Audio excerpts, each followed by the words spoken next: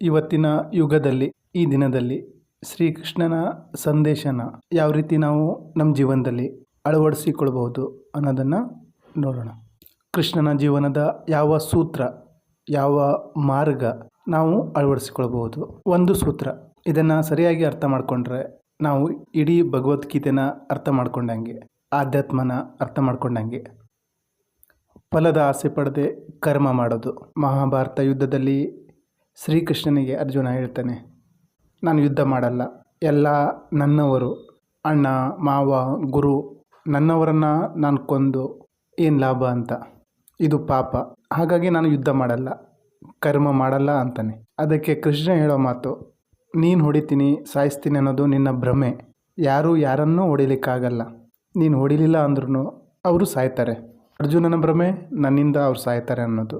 ಎಲ್ಲ ನನ್ನವರು ಅನ್ನುವ ಮೋಹ ಮಾಯೆ ಕಾರಣ. ಅರ್ಜುನ ತನ್ನ ಕರ್ಮ, ಕ್ಷತ್ರಿಯ ಧರ್ಮ ಏನಿದೆ ಅದನ್ನು ಮಾಡ್ತಾ ಇಲ್ಲ. ಹಾಗೆ ನಮ್ಮ ಸ್ಥಿತಿ ಸಹ ಅದೇ. ನಾವು ಏನನ್ನು ಆಸೆ ಪಡದೆ ಫಲ ಇಲ್ಲದೆ ಕೆಲಸ ಮಾಡ್ತೀವ, ನಾವು ಸಹ ಅರ್ಜುನನ ರೀತಿ ಭ್ರಮೆಯಲ್ಲಿದ್ದೀವಿ. ಏನಾಗ್ತದೋ, ಕೆಟ್ಟದೇನಾದರೂ ಆಗಿಬಿಟ್ರೆ, ಫೇಲ್ಯೂರ್ ಆಗಿಬಿಟ್ರೆ, ಪಾಪ ಏನಾದರೂ ಸುತ್ಕೊಂಡು ಬಿಡ್ತದ, ಇಂಥ ಧಾರಣೆಯ ಕಾರಣ ನಾವು ನಮ್ಮ ಸ್ವಭಾವದ ಕರ್ಮನ ಮಾಡ್ತಾಯಿಲ್ಲ. ಕರ್ಮ ಮಾಡಲೇಬೇಕು. ಅರ್ಜುನ ಯುದ್ಧ ಮಾಡದಿದ್ದರು, ಸನ್ಯಾಸಿ ಆಗಾದರೂ ಹೋಗ್ತಿದ್ರೇನು, ಅಂತೂ ಕರ್ಮ ಮಾಡೇ ಮಾಡ್ತಿದ್ರು. ಶ್ರೀಕೃಷ್ಣನ ಧರ್ಮ ಕಪಟ ಅಲ್ಲ, ಆಧುನಿಕ. ಅಂದರೆ ನಮಗೆ ಕೃಷ್ಣನನ್ನು ಅರಿತುಕೊಳ್ಳುವ ವಿವೇಕ ಇನ್ನೂ ವಿಕಸನ ಆಗಿಲ್ಲ. ಕೃಷ್ಣ ಹೇಳೋದೇನೆಂದರೆ, ಸಂಸಾರದಲ್ಲಿ ಇರಿ, ಓಡಬೇಡಿ, ಸನ್ಯಾಸಿಯಾಗಿ ಮನೆ ಮಠ ಬಿಟ್ಟು ಓಡುವ ಅವಶ್ಯಕತೆ ಇಲ್ಲ ಅಂತಾರೆ. ಅಂದರೆ ಸನ್ಯಾಸಿಯಾಗಿ ತ್ಯಾಗನೂ ಮಾಡಬೇಕಾಗಿಲ್ಲ, ಸಂಸಾರದ ಭೋಗನೂ ಮಾಡಬೇಕಾಗಿಲ್ಲ, ಮಧ್ಯದ ದಾರಿ ಅವ್ರು ಹೇಳ್ತಾ ಇರೋದು. ಅವರ ಧರ್ಮ ಪರಂಪರೆಯಿಂದ ಬಂದ ಧರ್ಮ ಅಲ್ಲ. ಆ ಥರ ಧರ್ಮ ಆಗಿದ್ದರೆ ಅರ್ಜುನನಿಗೆ ಹಿಂಸೆ ಮಾಡಬೇಡ, ಪೂಜೆ ಮಾಡು, ದೈವ ಭಕ್ತಿ ಮಾಡು, ತೀರ್ಥಯಾತ್ರೆಗೆ ಹೋಗು, ಈ ರೀತಿ ಒಂದು ಸಜೆಷನ್ ಕೊಡ್ತಾಯಿದ್ರು. ಕೃಷ್ಣ ಧಾರ್ಮಿಕ ಅಲ್ಲ. ನಾವು ಕೃಷ್ಣನನ್ನು ಸರಿಯಾಗಿ ಅರ್ಥ ಮಾಡ್ಕೊಂಡಿಲ್ಲ. ಜನ ಕೃಷ್ಣನ ಧಾರ್ಮಿಕ ಮಾಡಿಬಿಟ್ಟಿದ್ದಾರೆ, ಕೃಷ್ಣನ ಪೂಜೆ ಮಾಡಲಿಕ್ಕೆ. ಕೃಷ್ಣ ಎಲ್ಲೋ ಪೂಜೆ ಮಾಡಿ ಅಂತ ಎಲ್ಲೂ ಹೇಳಿಲ್ಲ. ಅವ್ರು ಹೇಳಿರೋದು ಕೆಲಸ ಮಾಡಿ ಫಲದ ಚಿಂತೆ ಬಿಡಿ. ಕೃಷ್ಣ ಅರ್ಜುನನಿಗೆ ಹೇಳೋದು, ನೀನು ಯಾರನ್ನೂ ಸಾಯಿಸ್ತಾ ಇಲ್ಲ, ಯಾಕಂದರೆ ಆತ್ಮಕ್ಕೆ ಸಾವಿಲ್ಲ. ಆತ್ಮನ ಶಸ್ತ್ರದಿಂದ ನಾಶ ಮಾಡೋಕ್ಕಾಗಲ್ಲ, ಬೆಂಕಿಯೂ ಸುಡಲ್ಲ, ಜಲನೂ ಒಣಗಿಸಲ್ಲ. ಹಾಗಾಗಿ ಯಾರು ಯಾರನ್ನು ಸಾಯಿಸಲಾರರು. ಮೋಹ ಮಾಯೆಯ ಕಾರಣ ಹಾಗೆ ಕಾಣ್ತಾಯಿದೆ. ತನ್ನವರು ಅಲ್ಲದೆ ಇದ್ದಿದ್ರೆ ಅರ್ಜುನ ಯುದ್ಧ ಮಾಡ್ತಾಯಿದ್ರು, ಕೃಷ್ಣನನ್ನು ಕೇಳ್ತಾ ಇರಲಿಲ್ಲ. ಈ ರೀತಿ ನಾವು ಸಂಸಾರದಲ್ಲಿ ಇರಬೇಕು. ಸಂಸಾರನ ತ್ಯಾಗ ಮಾಡೋದು ಬೇಡ. ಸಂಸಾರನ ತ್ಯಾಗ ಮಾಡಿದ್ರೆ ಸಂಸಾರನ ನಿಜ ಅಂತ ತಿಳ್ಕೊಂಡಂಗೆ ಆಗುತ್ತೆ. ಹಾಗಾಗಿ ನಾವು ಎಲ್ಲಿದ್ದೇವೆ, ಹೇಗಿದ್ದೇವೆ ಅಲ್ಲೇ ಇರಬೇಕು. ಏನು ಮಾಡ್ತಾ ಇದ್ದೀವೋ ಅದನ್ನೇ ಮಾಡಬೇಕು. ಕೃಷ್ಣ ಅರ್ಜುನನನ್ನು ಹಿಂಸೆ ಮಾಡು ಅಂತಿದ್ದಾರೆ, ಆದರೆ ಕರ್ಮದ ಫಲ ಬಿಟ್ಟು ಮಾಡು ಅಂತ ಹೇಳ್ತಾ ಇದ್ದಾರೆ. ಹೀಗ್ಯಾಕೆ ಅಂದರೆ, ಫಲದ ಆಸೆ ಇಟ್ಟು ಕೆಲಸ ಮಾಡಿದರೆ ನೀವು ವರ್ತಮಾನದಲ್ಲಿ ಬದುಕಲ್ಲ. ಫಲದ ಮೇಲೆ ಆಸೆ ಇಟ್ಟರೆ ಭವಿಷ್ಯಕ್ಕೆ ಹೋದ ಹಾಗೆ. ಈಗ ಇಲ್ಲಿನ ಜೀವನದ ಅನುಭವ ಮಾಡಲ್ಲ. ಫಲ ಈಗ ಸಿಗ್ತಾ ಇಲ್ಲ, ನಾಳೆ ಸಿಗ್ತದೆ, ಮುಂದೊಂದು ದಿವಸ ಸಿಗ್ತದೆ. ಆ ನಾಳೆ ಅನ್ನೋದು ಯಾವತ್ತೂ ಬರಲ್ಲ. ಫಲದ ಆಸೆಯಿಂದ ನಿಮ್ಮ ಜೀವನ ಕಳೀತದೆ, ಭ್ರಮೆಯಲ್ಲಿ ಬದುಕ್ತೀರಾ. ಈಗಿನ ಸತ್ಯದ ಜೊತೆ ಸಂಬಂಧ ಆಗಲ್ಲ. ಫಲಕ್ಕೆ ಆಸೆ ಪಡುವವನಿಗೆ ಸತ್ಯನೂ ಸಿಗಲ್ಲ. ಯಾಕೆಂದರೆ ಸತ್ಯ ಭವಿಷ್ಯ ಅಲ್ಲ, ಫಲದ ರೂಪದಲ್ಲಿ ಸಿಗಲಿಕ್ಕೆ. ಸತ್ಯ ಈಗ ಇಲ್ಲಿ ಇದೆ.